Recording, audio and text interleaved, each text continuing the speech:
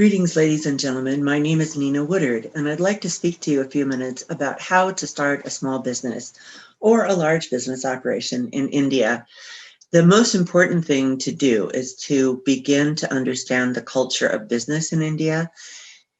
Though English is spoken pretty significantly across the country, there's still many spots, especially as you move away from the major metropolitan areas in India, where local language is more prevalent.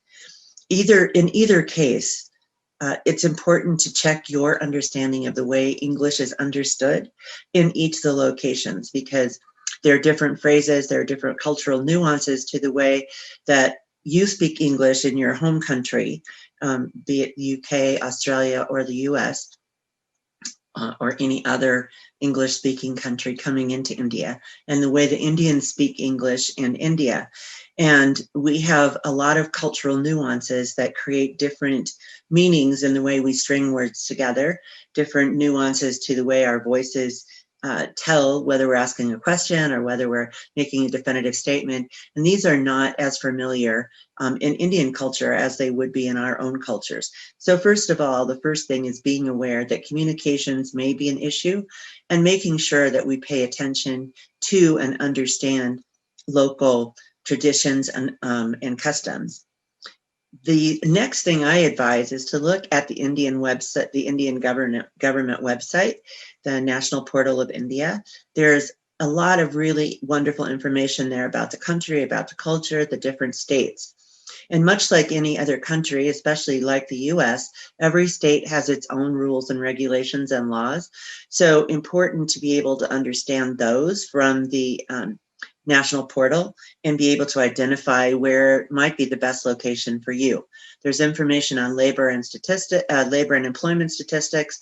There's information on education.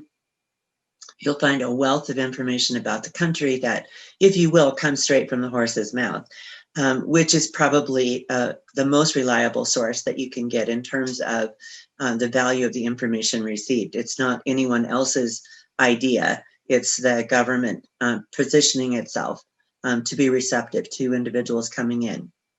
The next thing that I really advise is that you find yourself a really good accountant and a good attorney in the country, and perhaps an attorney firm that can handle things across the board, like property issues and also employment issues. So there are not a lot of firms there that do a multiplicity of businesses, but there are quite a few that are nationally and well known that you would be able to form a relationship with. And in your home country, your attorney, whoever you're dealing with for these kinds of issues at home, might be a good resource to help connect you with a firm in India.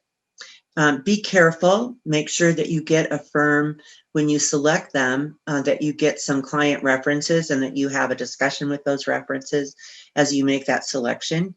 I am a strong believer in hiring local intelligence. However, sometimes it's very difficult to understand them if they're, and to be sure that they understand you if they're more proficient in local language.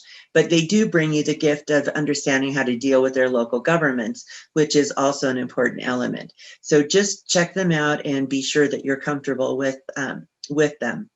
Next, you want to ensure that you have a good accountant, because the systems for taxes and reporting, employee compensation and benefits and all of those things are really important in the Indian context as well.